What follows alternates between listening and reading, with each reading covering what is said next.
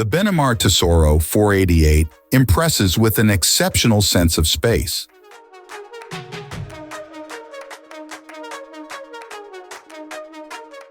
With a length of only 696 centimeters, it offers a large living area, a very spacious bathroom across the entire width of the vehicle, and a face-to-face seating area with a large table. The Tessoro 488 is based on the Fiat Ducato. The motorhome is 230 centimeters wide and 289 centimeters high.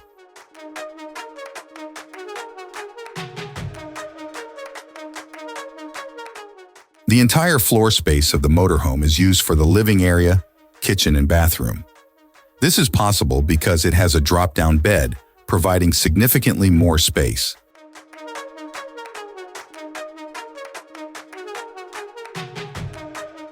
The kitchen offers a 2-burner stove and a sink, as well as plenty of storage compartments, drawers, and cabinets for kitchen accessories.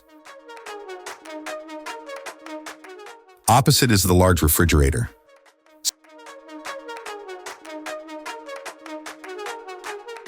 Separated by a door at the rear is the very spacious bathroom with a separate shower, toilet, sink, storage cabinets, and a large wardrobe.